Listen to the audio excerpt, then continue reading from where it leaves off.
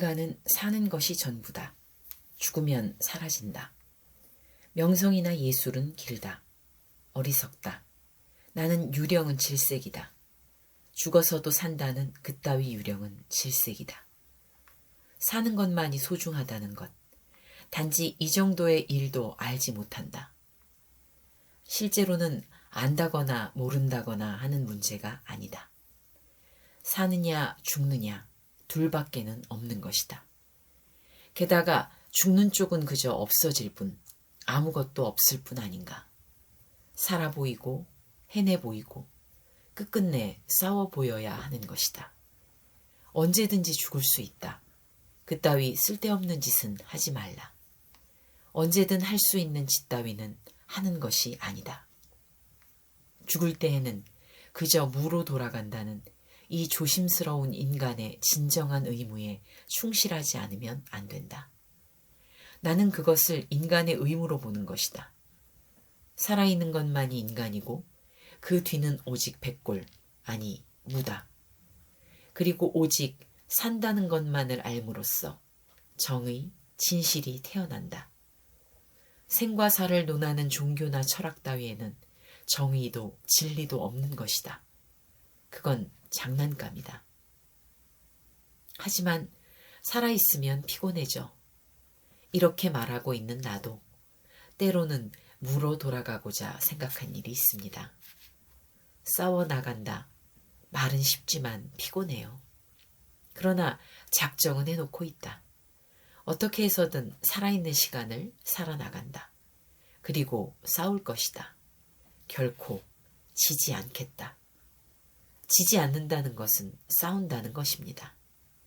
그 이외에는 승부 따위가 있을 수가 없다. 싸우고 있으면 지지 않는 것입니다. 결코 이기지 않는 것입니다. 인간은 결코 이길 수 없습니다. 오직 지지 않는 것뿐이다.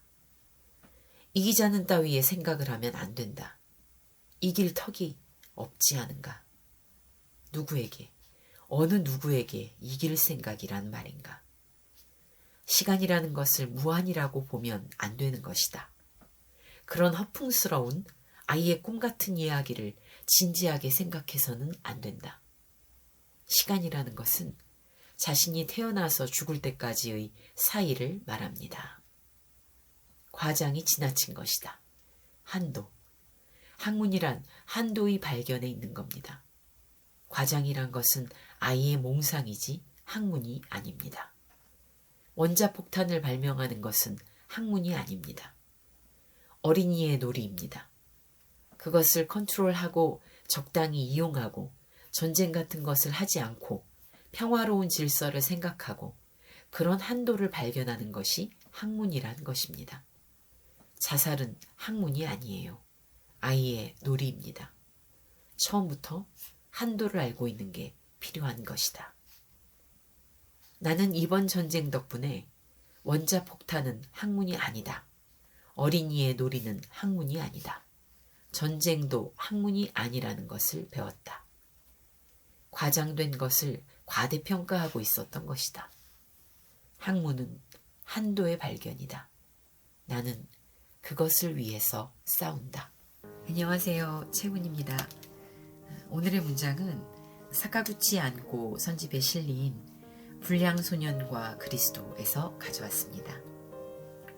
1948년, 그러니까 사카구치 안고가 43세에 쓴 글입니다. 굳이 나이를 언급하는 건 그 나이를 한참 지난 후라서인지 저에게 이 사카구치 안고의 글이 전과는 다르게 읽히기 때문입니다. 오늘의 문장을 훔치다는 지금은 희미해진 제 옛사랑에 대한 기억이라고 들어주셔도 좋겠습니다. 30대 초반에 사카구치 안고를 처음 읽었습니다.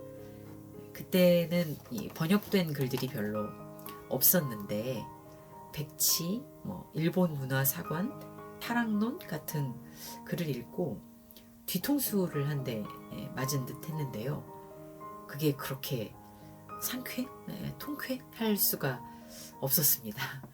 그리고 단편 활짝 핀 벚나무 숲 아래를 특히 좋아하기도 했습니다. 아, 이게 전쟁을 겪은 세대의 정서인가 보다.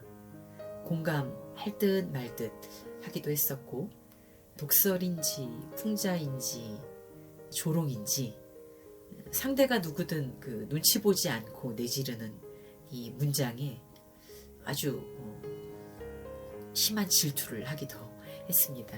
오늘 읽은 이 불량소년과 그리스도에서도 스스로 목숨을 버린 선배 작가 나자이 오사무를 대차게 걷어차고 있죠. 이 약해 빠진 인간아, 약하니까 술에 취해 사는 거고, 약하니까 진짜 자살을 하는 거 아니냐. 겨우 50년 사는 인생인데 그대는 지나치게 경건하고 성실한 까닭에 진실로 자신을, 인간을 견딜 수 없었구나. 그대는 겁장이 불량소년이다. 이런 이야기입니다. 사는 것이 전부다라는 단어는 이 다자이 오사무의 죽음에 대한 안타까움에서 터져나온 육성이었다고 저는 생각합니다. 젊은 시절에 저는 이런 글쓰기에 혹했었죠. 그런데 이번에 새로운 글들이 실린 번역 선집이 나와서 다시 읽으면서 느낀 건 사카구치 안고가 너무 일찍 세상을 떠난 게 아닌가? 그거는 채 성숙해지지 않은 채로 혹은 성숙해지기를 거부한 채로 세상을 떠난 게 아닌가? 일종의 안타까움이었죠. 만약 그가 3, 40년을 더 살고 나와 동시대를 살면서 늙어가면서 글을 썼더라면 그의 글이 어땠을까? 잠옷 궁금해집니다. 이런 참을 수 없는 궁금증이 드는 작가가 한둘이 아니지만서도 동조와 공감? 한편으로 지금 있지도 않은 이 늙은 사카구치 안고에게 당신은 아직도 그렇게 생각하느냐. 당신도 어쩌면 비겁한 불량소년일 뿐 아니냐고. 그의 나이보다 더 나이 먹은 제가 따지고 싶어지네요. 그에 대한 사랑은 아직도 끝나지 않았나 봅니다. 같은 해인 1948년에 나의 장례식이라는 유언 같은 글을 사카구치 안고가 남겼는데요. 오늘은 질문 대신 이 글로 마무리하겠습니다. 죽음에 대한 사카구치 안고의 일관된 생각이 드러나 있습니다. 내가 죽은 뒤에 뒤처리가 다 끝난 다음 친구들이 모여 푸짐하게 먹고 마시며 내가 귀신이 되어 나타나 다 같이 취할 수 있을 정도로 한바탕 떠들썩하게 노는 모습은 상상만 해도 즐겁다. 나는 내 가족에게 일러두었다. 내가 죽으면 당신 혼자서 내 장례식을 치르고 유고를 처리해 주시오.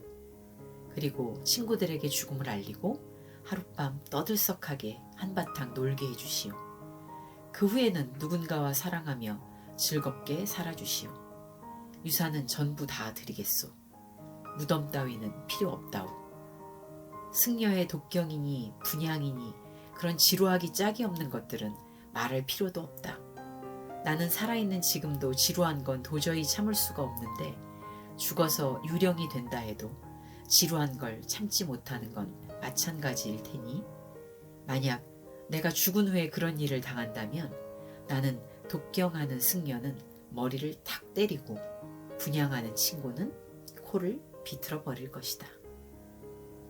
다음 주에 또 다른 문장으로 오겠습니다.